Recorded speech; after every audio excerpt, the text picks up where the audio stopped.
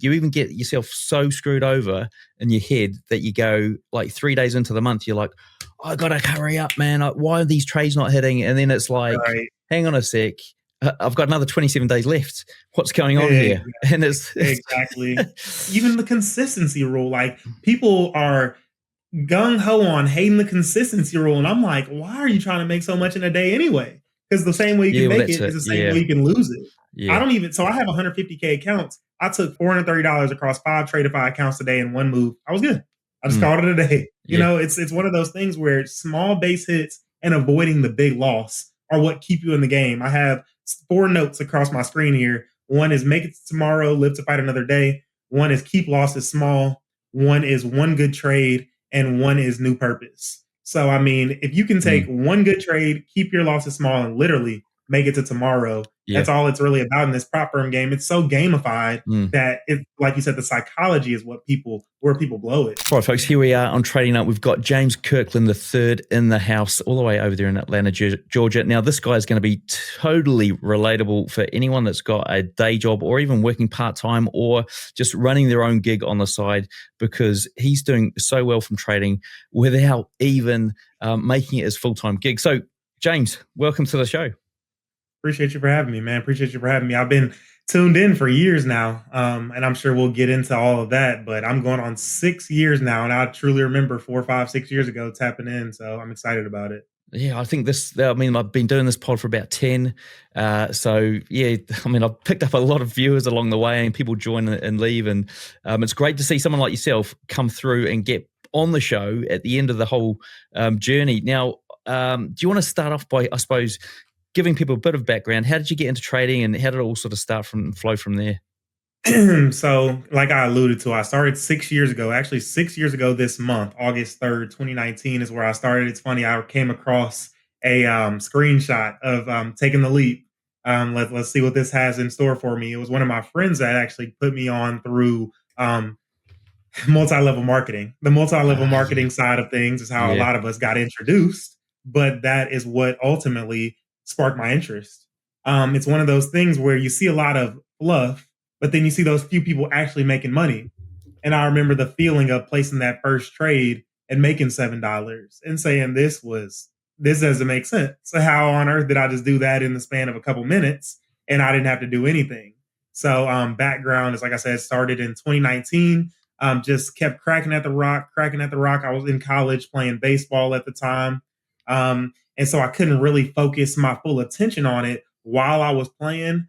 But after I got out of college, I dove right into one, real estate, and two, focus more attention towards trading. So I've just kind of found my way in the trading niche as well as the real estate niche, and it's kind of all coming together at the same time. I'd like to say it's kind of one of those things of when you continue keep cracking at the rock, it eventually breaks. yeah, yeah. And where did you learn from? How did you learn how to trade? Like many others, Raja Banks. I completely give Raja my flowers when it comes to teaching and making it simple. It's funny. I see all the Chinese, he used to like to call it, and I don't even know what I'm looking at. But when I see a support resistance looking for a breakout or a fake out, going to the next zone during a time of volume, it makes too much sense. So I try to keep it simple, stupid. The Raja Banks method: 1 to 2 trades a day, one session a day, one pair gold. And so it's interesting. So you didn't really switch strategies, right? You kind of found that, stuck with it, and didn't deviate.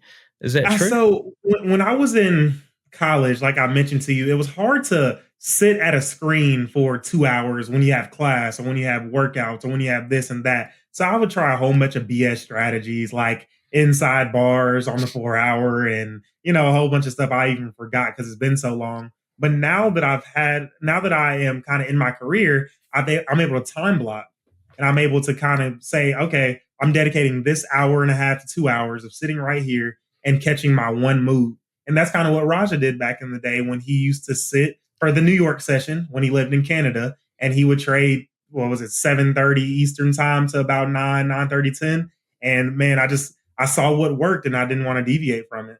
Hey, if you like futures because of the tight spreads and clear setups, go check out Blue Guardian Futures. They let you start trading futures with up to $450K in funding. The best part, you keep 100% of your first $15K in profits, then 90% after that. No activation fees, weekly payouts, and they're sponsoring Chris Eubank Jr. and Birmingham City FC. Go take a look at blueguardianfutures.com or click the link in the description.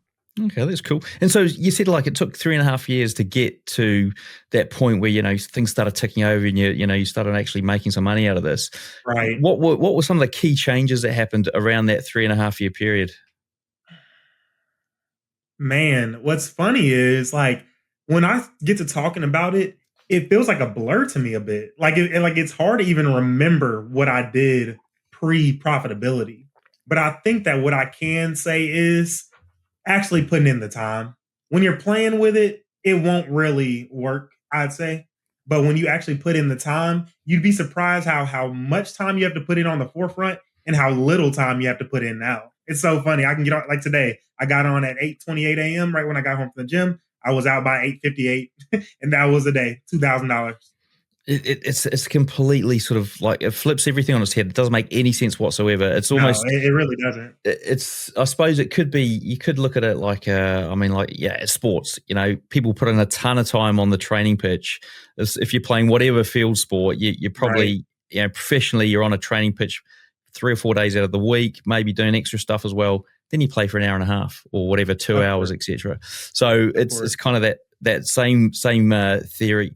So do you want to talk us through the first time you sort of broke that barrier and you kind of were like, damn, I've actually have got a decent withdrawal here. I'm starting to pay back some of the expenses that I incurred to get here. Can you talk us through that? It's funny because when I first started, I used to hear about people losing like I lost 75,000 before I finally started understanding. I lost 100,000. And what was nice was the fact that I was in college. I didn't have that much to lose. So I would win $300-$400 here, lose 1,000. I would win $300-$600 here, lose 600. Like it was never, I'm losing 50 grand or 100 grand. So that actually helped me in the long run because I probably started out maybe -10, maybe -15,000 max.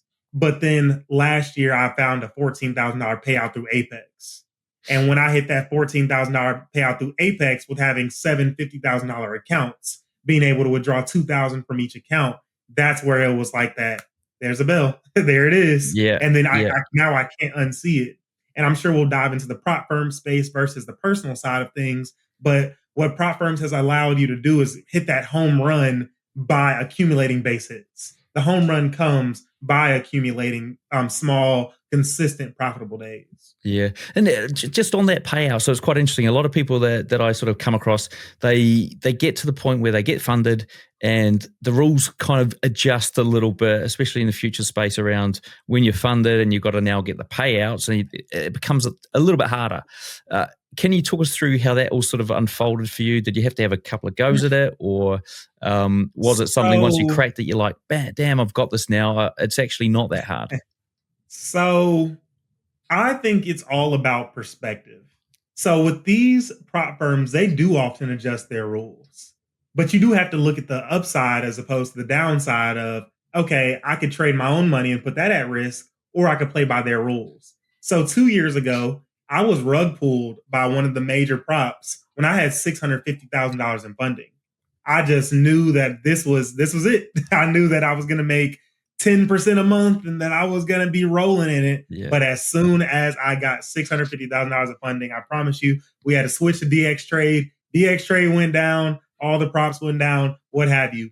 So Apex specifically, I remember, they switched their model from you can withdraw 2,000 of the 2,600 when you reach the $2,600 profit target to you can only withdraw 500. So at first I was like, this is terrible. I got to make all this money and I can only withdraw such a little bit. The trader I am now appreciates that so much. Right. Because I'll tell you why. On Top One and Tradeify and most all these other props, you have to reach a 6% profit target now. I only go for the 150K accounts. So being that I only go for the 150K accounts, I now have to reach 9,000 and I can only withdraw either 3,000 or 3,500. Okay. A woe is me trader would say, man, I had to make 9,000 and withdraw 3,000. But it actually helped my buffer for when I did get to that. And that's why I was able to make the second payout and the third payout. And now that's why I'm live. Right. Okay. So you got the 500 and then you were like, actually, now my psychology is kind of more on point to get the So next at payout. first it was dang because you're so open to, I want the money right now. I made 2,600. I want that right now. Man, I was a woe is me trader.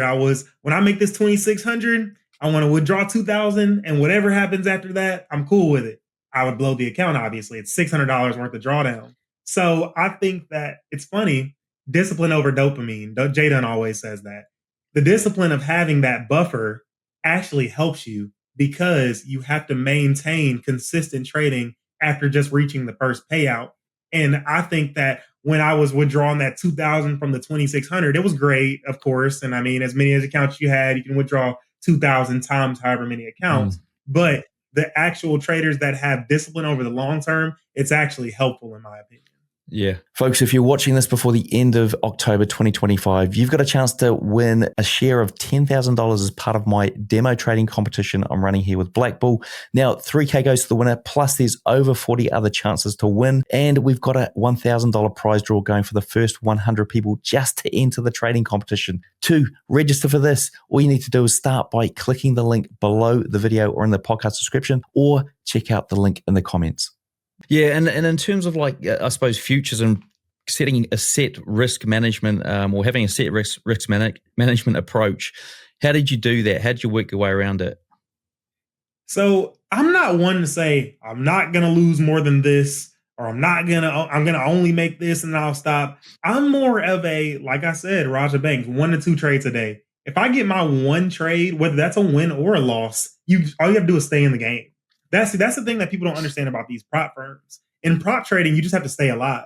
So on my top 1 accounts, I think I was up to 123 days or something like that before I finally got to live. So that's 123 days to make over $30,000 while everyone's just trying to get the 7 days or the 10 days. That's how they get you. Like that's legitimately how they get you. I had to pay $1,300 one time to make $30,000 in the span of 4 months. Which would you rather do? Spend 5, 6, 7 grand to maybe make 14, or spend $1,300 one time, take 120 days and make 30. Yeah. Obviously. Yeah. And I think it is a bit of a psychological thing around, I've paid for my month, and then at the end of the month, I'm going to have to pay again and probably a higher amount. And so it's like, well, now I'm going to rush through, or you even get yourself so screwed over in your head that you go like 3 days into the month, you're like, I got to hurry up, man. Why are these trades not hitting? And then it's like, hang on a sec. I've got another 27 days left. What's going on here? And it's exactly. So, and that's what I found. So, I mean, even the consistency rule, like people are gung ho on hating the consistency rule. And I'm like, why are you trying to make so much in a day anyway? Because the same way you can make it is the same way you can lose it. Yeah. So I have 150K accounts. I took $430 across 5 Tradeify accounts today in one move. I was good. I just called it a day. You know, it's one of those things where small base hits and avoiding the big loss are what keep you in the game. I have 4 notes across my screen here. One is make it tomorrow, live to fight another day. One is keep losses small. One is one good trade, and one is new purpose. So, I mean, if you can take one good trade, keep your losses small, and literally make it to tomorrow, that's all it's really about in this prop firm game. It's so gamified that it, like you said, the psychology is where people blow it. Yeah, that whole keep your losses small is one that's very hard to master.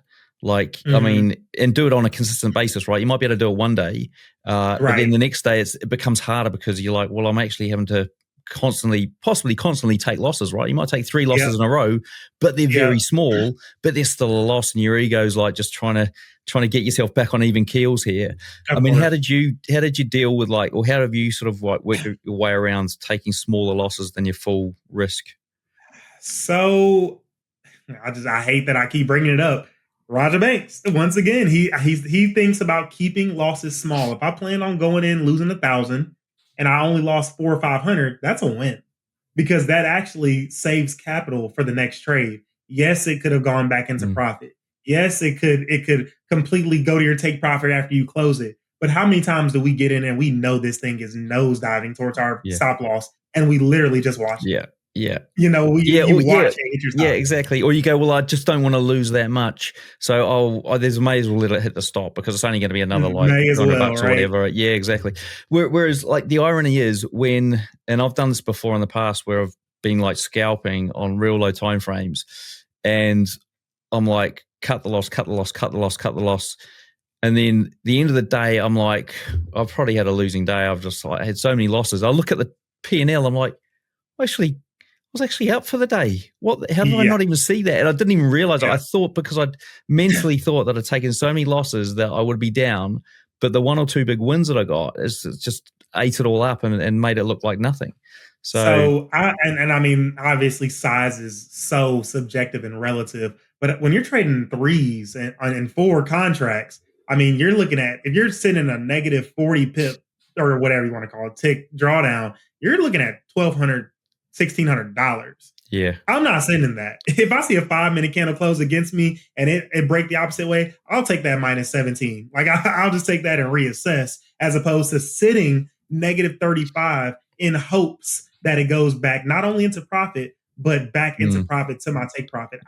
Hope is not a strategy for me. Yeah. Hope is not a strategy. And do you have like sort of a fixed R? Do you even factor in R's these days, or are you? I have a negative risk to reward. Right. Honestly, it's quite. I'd say the statistics on top one show 0.97, so it's about a 1-to-1. Yeah. But I don't need more times than not.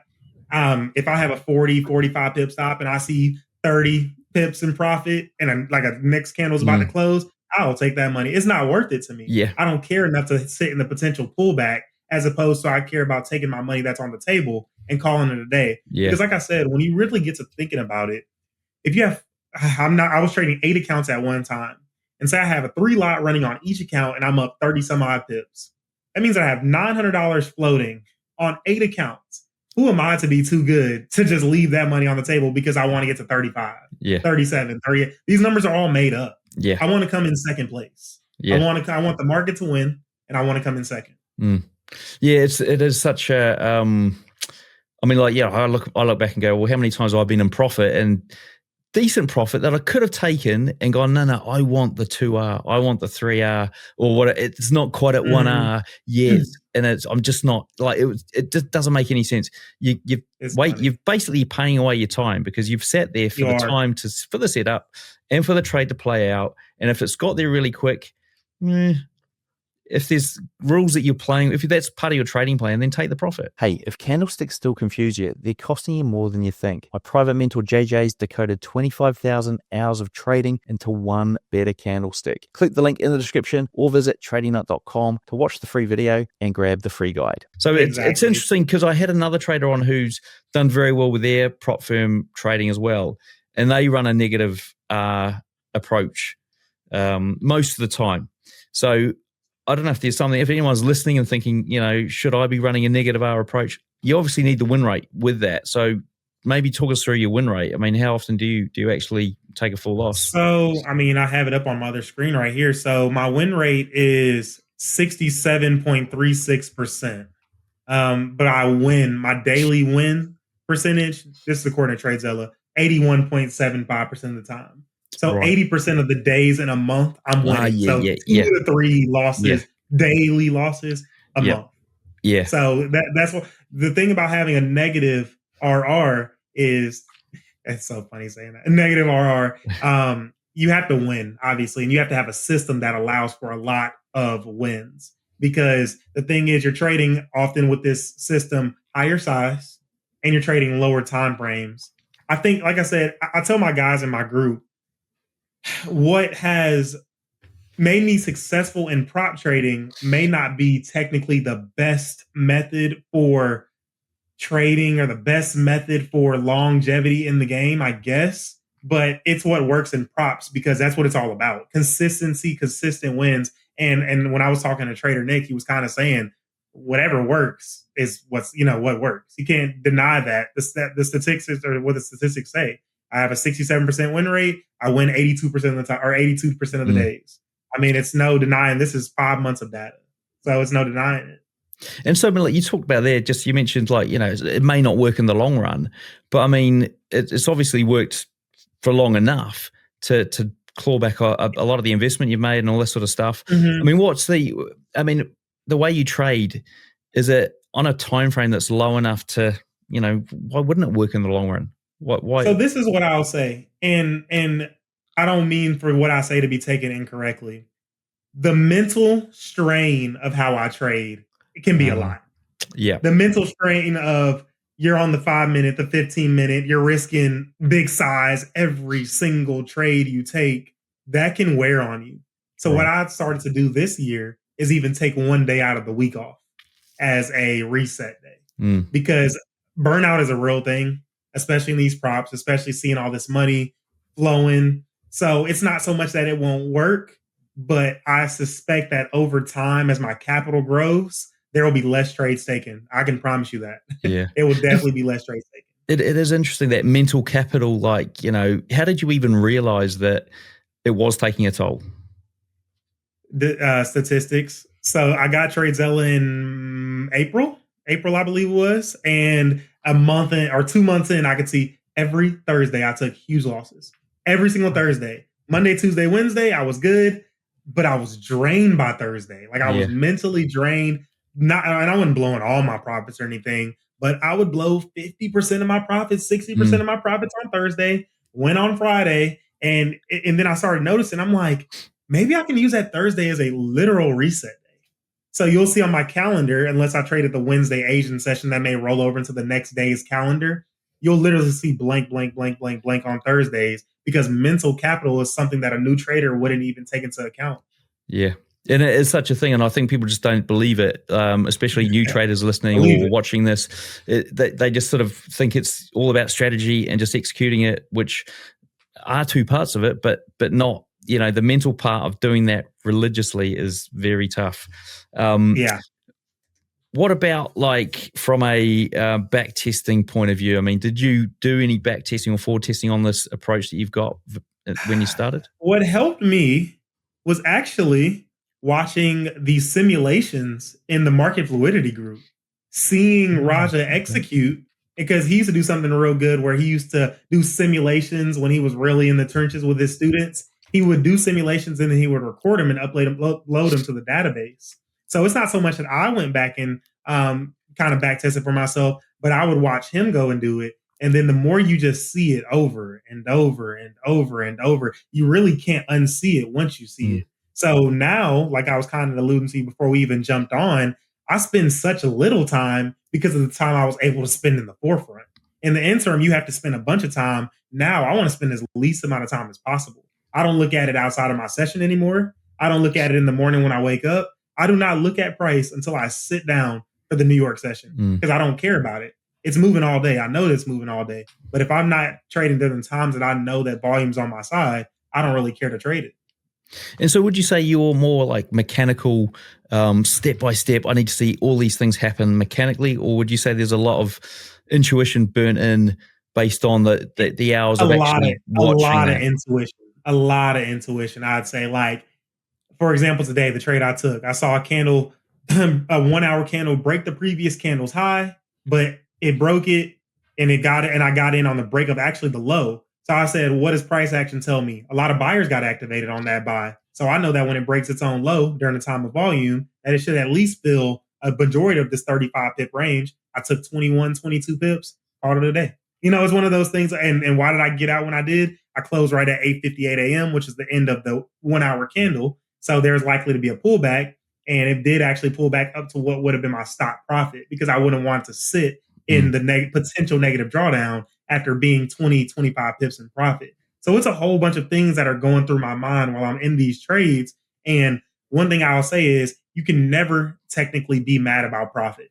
Woulda, coulda, shoulda held to 40 pips, but I sure damn secured 22 on to the next day. And how much of your trading, would you say, your approach is based on you thinking, here's what other people are doing, or here's what other traders are thinking out there? Is it a lot, a little, or it's not a lot? It's not a lot, but when you start to think about it as you're talking through when price is coming up to where you want to get in, it just starts to make sense. Buyers got activated here. This candle closed weak bearish above the range. So a lot of people are going to get out or get in, blah, blah, blah, blah, blah here, but we're waiting on candle to actually to turn around because it's so much that goes into it. And I'm glad that I started doing YouTube live streams because you can go back and actually see my thought process leading up to a trade. Yeah. My average trade time is so funny. It's 3 minutes. 3 minutes. 3 minutes. Really? 3 minutes. That's super low for 40K for the past like year. And I know you've like bumping that up massively. That's super low. That's a super scalper. I mean, it's funny because I guess that's just kind of what it's come to. But I mean, you got to think it's gold and it's volume times of New York session. So I look at 8:20 a.m. Eastern time, 8:30, 8 a.m., 8:20, 8:30, and 9:30. So that's a New York Open, the COMEX Open. 8:30 is high impact news events on Eastern time, and then 9:30 is the NYSE Open. So you got to think during a 5-minute candle, these candles are running 30, 40 bips. So there's not much need for me to sit in the fluctuations when I usually get what I want to get or close to it within that 3 to 5 minute span. Yeah. So what markets are you actually trading? So I actually only trade GC, which is gold. I only trade gold. I only look at gold. That's the only pair I've been looking at for the last, that's be coming on 3 years now, maybe a little over. And are you doing like sort of high time frame analysis as well and marking up stuff to work out what the hell's going on? Or it's funny. My trade time is 3 minutes, but I start on the daily every day. Right. Yeah. Then I start on the daily. So daily 4 hour. I don't put too much stock into the 4 hour. Like it doesn't really mean too much to me, but daily 4 hour, 1 hour, 30 minute, 15 minute, 5 minute. And I'm going through every time frame. I want damn near every time frame to be on my side. I really do. Okay. And so are you just looking for momentum, or are you looking for very specifics, very close to the left edge of the right edge of the page? Momentum is my best friend. Momentum and volume. So I only have 3 trade types. One is the breakout, one is the fake out, and one is actually the break of the daily high or low. Right. Okay. So when you're thinking about a breakout, you have support and resistance. You get a candle closing above or below. You're getting a wick down, a retest, the broken resistance or support. You're targeting the next zone. So here's the resistance, support and resistance. Here's a candle that broke above, wick down, trying to take it up into this little vicinity. Yeah. And vice versa for the downside. Fake out, got a candle close below. Next candle closes back above.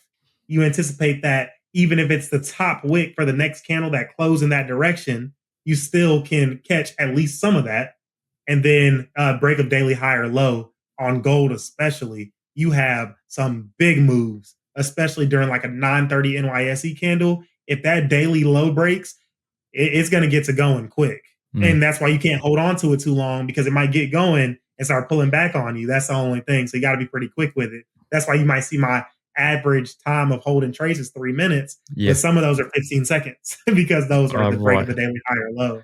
Okay. And so the time frame that you might enter on is a 3 minute time frame or higher? 5 is the lowest I'll ever look at. Yeah. So I have 2 screens up at all times. I have my Project X up on one side and I have my Tradeovate up on one side. And the 5 minute is the only time frame I'm looking at when I'm on Tradeovate. But I'll analyze. I want to see mostly a 30 or a 15 at least. A 5 minute, I don't put too much stock into the 5 minute anymore because it's a lot of noise when it comes to trying to execute off of it. But when it comes to managing it, I think that's a great time frame to manage off of, because I saw it even today of a woulda, coulda, shoulda position that I was thinking about getting in. It got in profit a little bit. It reversed. The next 5 minute candle opened, broke that high, and went up 30, 40 some odd pips. I would have cut that loss at minus 17 and just called it, So it's one of those things of, if you're going to live and die by it, you have to go ahead and cut the loss. Yeah. So what about the future of your prop trading? What are you planning to do? Are you going to move back to personal accounts at some point, or how are you looking to scale? I actually got banned by one of the prop firms for being too profitable. That was a bit annoying. One of the bigger ones. So I went into this year saying, forget it. I'm done with prop firms. I don't want to do it anymore. You know how that we go through that battle. But then I had an awesome month and I only made $3,000. So I was like, dang, while they're here, we got to use them. Like it doesn't make sense if you are a consistently profitable trader to not utilize them. in my opinion. Yeah. So like I was telling you, I got 3 instant funding accounts, 150K, 150K, and 150K. That was back in, I can actually look right now. That was back on April 16th. It's now August 18th, and I spent $1,318 from the $1,316, and from that 1316, I've turned that to 30,000. So you take that 4 months, divide that by 7, you're talking about 7,500 plus a month from utilizing OPM, other people's money. Yeah. So I think that if you are actually consistently profitable, I do think it's a great avenue to scale your profits, sell your capital. And I also, contrary to popular belief, I think it's a great tool for new people, beginners, because I think that when you have these low barrier to entry accounts, it doesn't hurt so bad losing $30 a couple times, losing $40 a couple times, if you take it seriously. Now, I will say some people in my group even, oh, it's only $34. I don't care to manage risk the way I should. So it's a double-edged sword.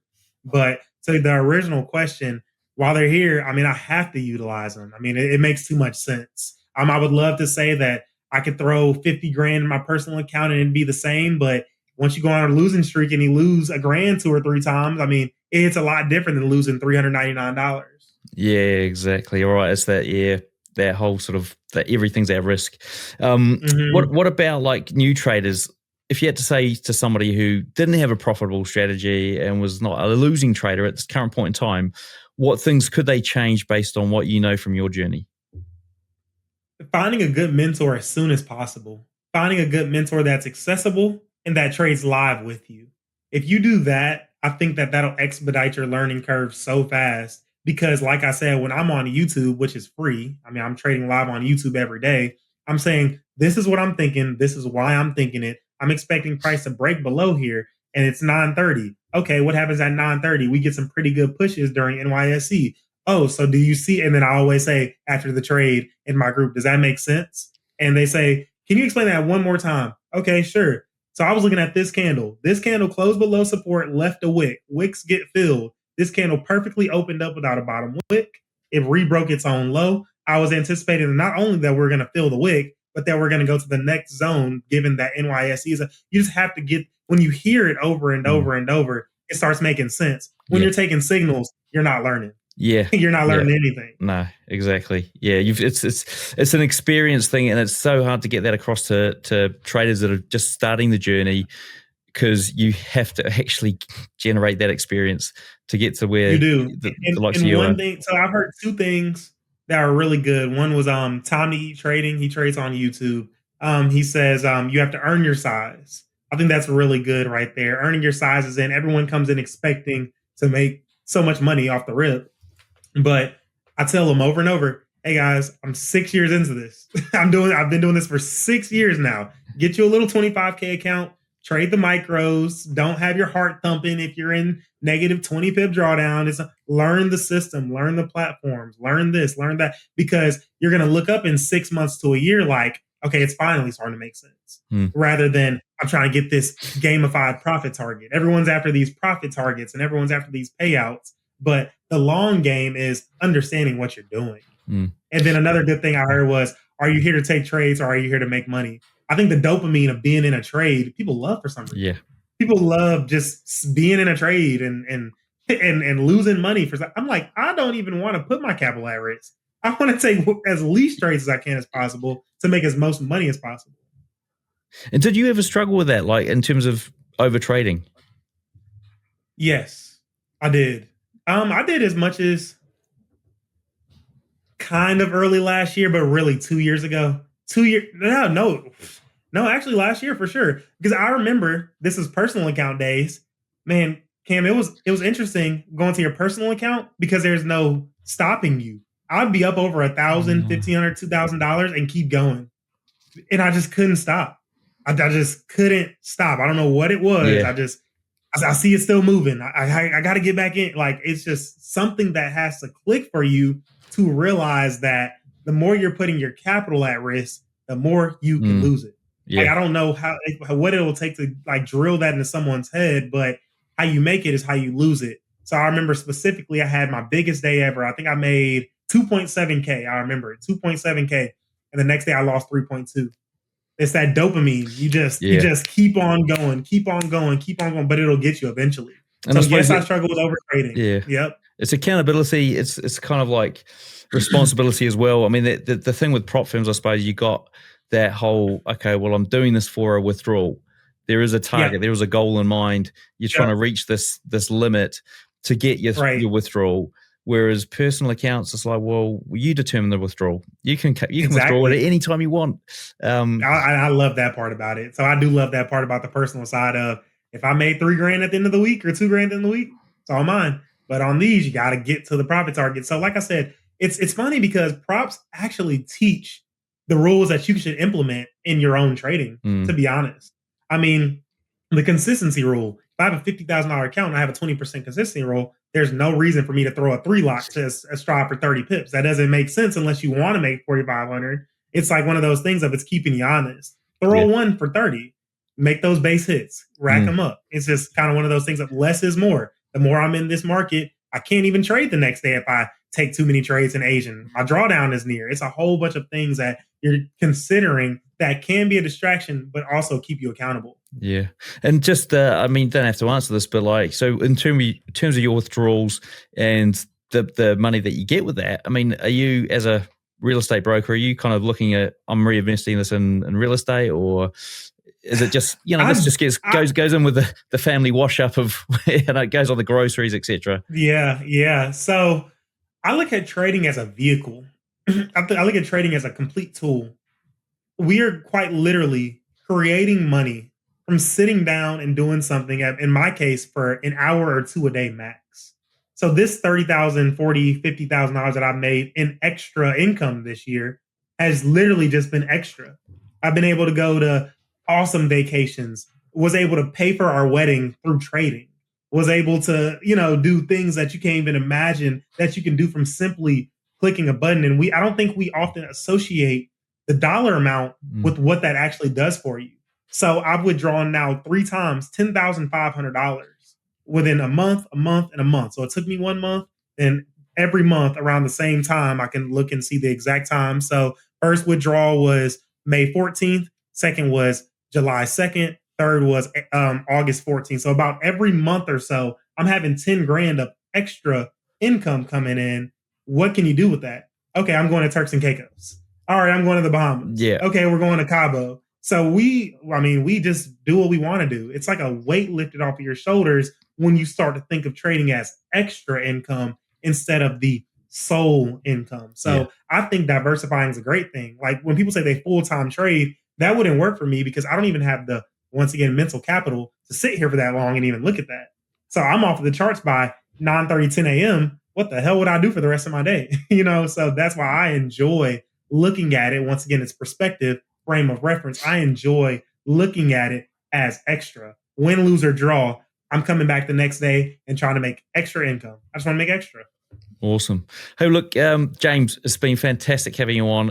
There's a ton of value in here for everyone that has listened to the very end. What's the best way to find out more about you? So I'm on Instagram at James Kirklin 3 and James Kirklin 3 Trades. So that's JAMES KIRKLIN, the number 3. And then once again, same thing, trades. And then I'm on YouTube at James Kirklin 3-Trading Homes. So I'm a realtor and I trade. So just kind of went hand in hand, trading homes. And I'm also on WAP. I have a day trading education and community that I actually did not envision myself starting. But after Calvin convinced me to start it, it's actually when my trading took another level because I had to get back in the trenches of really grinding with people that are starting from ground zero. So that's WHOP.com /trading-home. So I'm on all platforms and look forward to growing with everyone. Well, folks, what we'll do is we'll hook up all those links in the show notes page, which will be under the video or in the podcast description. Whilst you're down there, hit subscribe, like, and that notifications bell, and we'll see you in the next one. Appreciate it.